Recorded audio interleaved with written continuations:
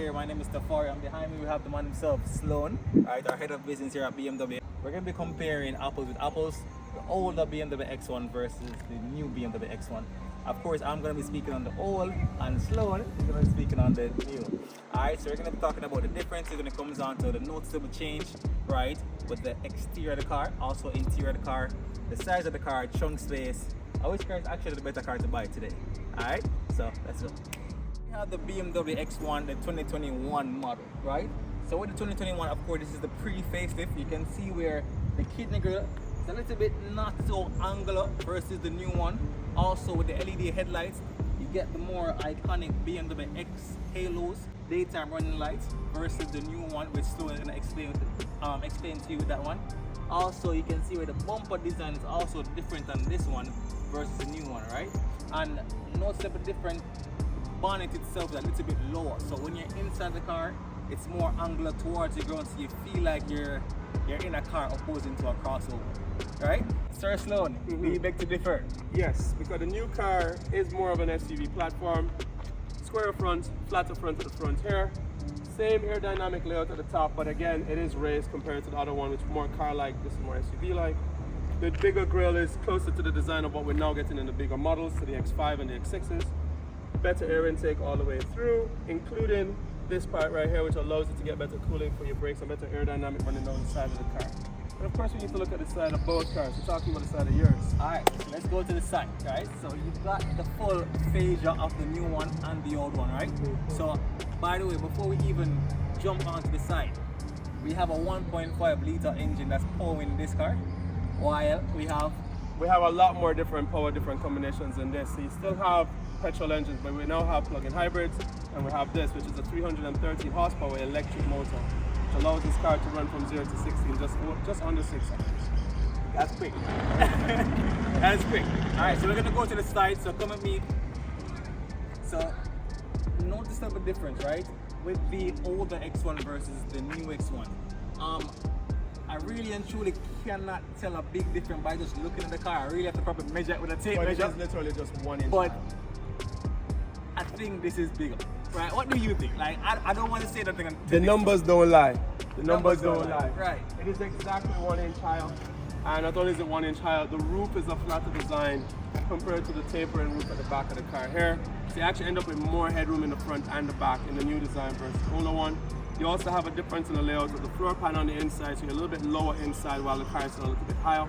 So it gives you more space all the way through. Nice. And then of course you have the design on the outside. Right, so the design on the outside, when you're looking at this one, you can see the body line more precise in this car, right? You can see the angles, and also you get the old-fashioned door handles where you can actually just grab and open, right? What about efficiency? So the new model, flatter design, cleaner design, handles integrated into the body of the car. This allows us to be the lowest coefficient of dynamic of any SUV that we sell. And of course it goes all the way to the back of the car, which you know, so the design at the back. Talk to me about your design. Alright, so at the back of my car, right, cameraman, make sure you come around and see. So at the back of my car, you can see where this design is a more circular back, right? It has a more circular look to it. It has the older BMW taillights, right? And also you can definitely see the older BMW pre-bumper, right? Which to me is not the best design in my eyes, right? But of course, this is what the 2021 comes with versus the 2023. So 2023, you get the 3D taillights, which gives you a better design around the car. It also has some nice features on the outside here to give it a nicer feel to it. As you were saying, gloss black all the way through versus the matte black. Better rear diffuser for better aerodynamics. Again, everything about the new car is about better aerodynamics, better management of the car while it's driving, lower driving style, and of course, significantly more efficient. And then of course, because it's not as round as that design, a flatter trunk line means more trunk space, which is where we're going to go next. All right. So let's actually test the boot of each car, right? So we have bags in these cars and they're there for a reason. We're gonna actually use the bags to actually test the spacing, right? So here we have a tennis bag, right? Pretty decent size, right? And of course here we have the money bag. You get me? Money bag. Duffel Money bag. bag. So we can actually try to fit this, we're gonna first judge. Let's judge width. Yeah. Right. So All the way back. with the width all the way back, see if you can come in and see what's going on. If I should probably put, you want to put this back here? Yeah. So basically at that angle, two bag can basically hold in it just like that. But it's touching the wall there. And it's touching, right? So let me get this bag, you get the tennis bag. Let's see if it's actually going to Let's see touch if in we this have one. any space in this one. Oh yeah. There is a little bit more space. It's a little bit more space. Yes. Because it doesn't look as tight.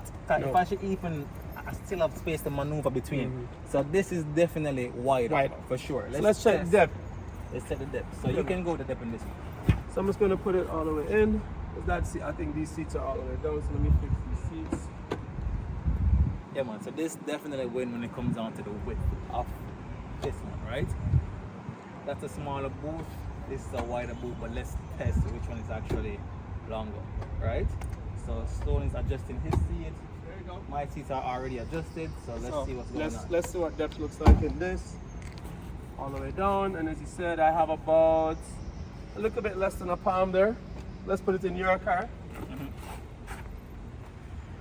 see what you get there. I get some fingers. So it's a little bit longer here compared, a little bit longer on that one compared to this. And the reason for that is because that trunk is almost 10% bigger than this one. Not just length and width, but the overall volume.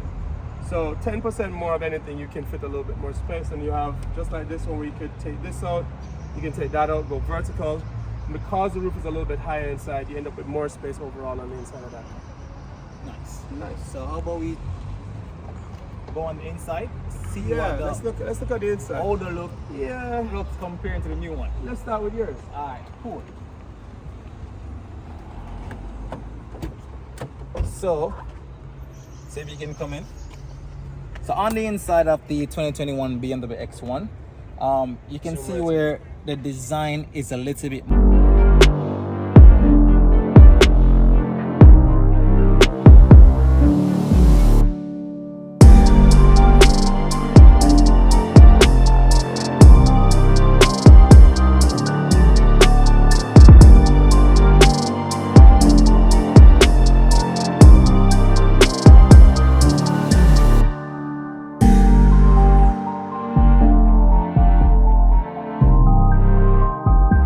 the X1 This was versus the designed new one. primarily for comfort.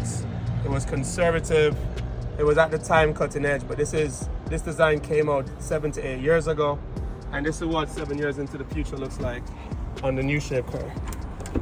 So, single screen layouts, the changes in the AC vents, the floating armrests, the contoured seats with the two-tone layout, which is for the first time we have red seats available to the X1. When you look into the door, the Harman Kardon sound system is perfectly integrated into the door itself. Again, with leather here and leather running all the way up the dashboard to give you higher quality, because this is appealing to a customer at a different level. The previous X1s would start way below $10 million. The current X1s are $10 million and above. They're a slightly bigger car. They appeal to a bigger audience because this car is actually the exact same size as the original X3. So you're coming here to buy an X1, you're getting a lot more car than you were before. So Chief, when it comes down to, so pretty much the new X1 obviously beats the old X1 when it comes down to looks, the size, right? We've just compared size, we've compared looks and compare technology. This wins in the technology for sure. It has a definitely modern touch to it, and I actually like that, right? But what about, we haven't sit in the car yet and actually test leg spacing.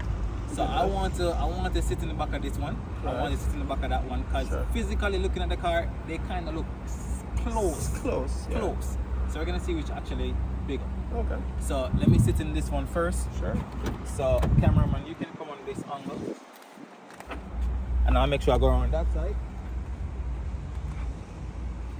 So pretty much this seat is adjusted to how the driver actually drive. And me as a tall person, you can literally see where this is, I'm touching the back of this one, right? So for me, being 5'11", this might not be the most comfortable drive for me around here.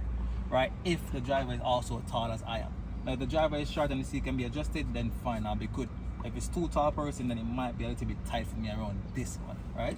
But let's check the next one. So earlier, I actually drove this car. So this seat is actually set to my position, right?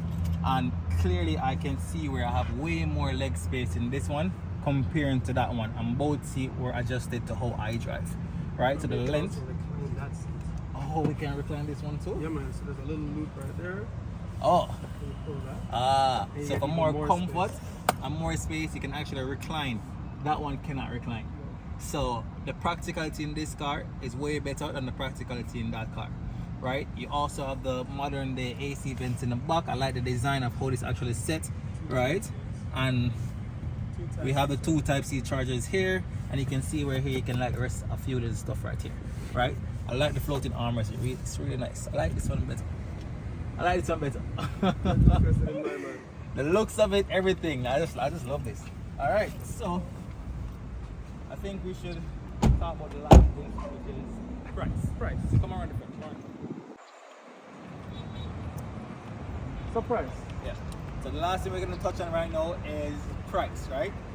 How much we can actually get this for, and how much was this before? In the best of its time, the previous generation, we would start those cars at $5,995. Towards the latter part of that, we got up into the $8 to $9 million bracket for an 18i, as you see it here.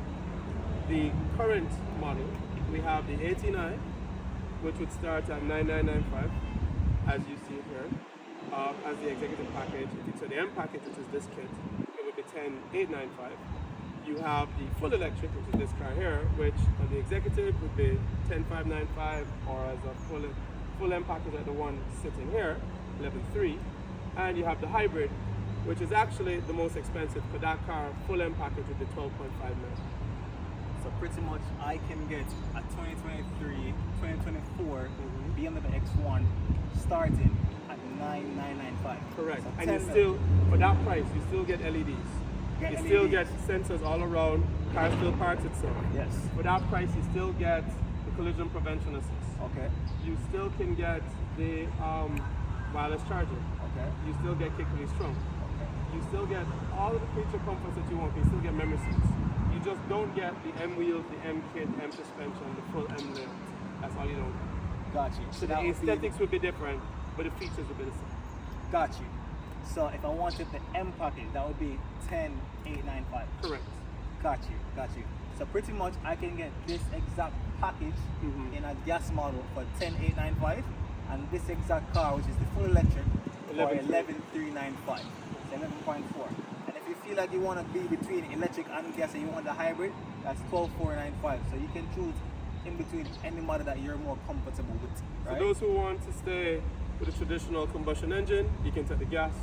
Those of us who are ready to make the full move, we can take the electric. And those of us that are halfway in between, the hybrid does give you more top speed than the full electric, does give you the option of having electric range, costs you only about $1,000 to charge at your house in comparison to this one, which is between $4,000 and $5,000 to charge, and you still get the best of both worlds. So, come on, come here. Yes, sir. I like what you mentioned the charge, and that's very important for Yes. electric cars, because Yes. you know we do electric minis and we do Right. electric X1s, right? Right. Now, we charge kilowatt per hour, right? Right, kilowatt hours, yeah. And that's $90, 90 Jamaican dollars. 90 Jamaican dollars per kilowatt hour, yes. So, and normally this takes about 4 hours to charge on an AC charge. So this one would take more than 4 hours, because this is the full electric. Right. The hybrid would take anywhere between 3 to 4 hours, and that one would be about $1,000. This one would take about 8 hours to charge, and this would be about $4,000. $4,000. Full charge. So, if I should go on a fast charge, because you know, a lot of people. So, the only difference between fast charge and regular charge is that you're getting more kilowatts faster. So you're still paying the same $90 per kilowatt, you're just getting it faster. Correct. So it'll be the same figure then basically. Same figure, just that you don't have to wait as long. Time is what is important to those customers. So those of us who, for example, drive down in one of these and need to turn back in less than an hour, you want to turn back with a fully charged car, you can. Okay. Versus if you take the regular chargers, the Evergo chargers, the level 2, then that might take you a little while and you might not get a full charge from that. Okay, nice. So today I was actually driving this car and I was at 88% and I realized it's still giving me 365 kilometers in range. Correct. So on a full charge, how much it actually gives? On paper, it's supposed to be 434 kilometers. However, today I drove 181 kilometers to get here, and I still had over 250 left. So that math is closer. I can get more than the 434. Gotcha. But we have hills in Jamaica. We have unstable terrain. We have traffic. We have the Jamaican Pro Box man them. So a lot of things are going to slow us down. You might not get what you want out of it, but you should get over 400. And as you rightly said, you could drive it normally and still get good range out of it. So that's decent. That's decent. So guys, there you have it for the X1, the older model versus the new model. I hope this video educates you a little bit in how you can go about choosing your BMW today or your X1 today, right? Again, this is the man Sloan, right? Of course, my name is Tafari. Thank you for watching the video, and if you do like it, you remember to like, share, and subscribe. And if you want to see something else, just comment in the comment section below and tell us the next car you want us to compare. All right, blessings. Maybach music. Can anybody out there hear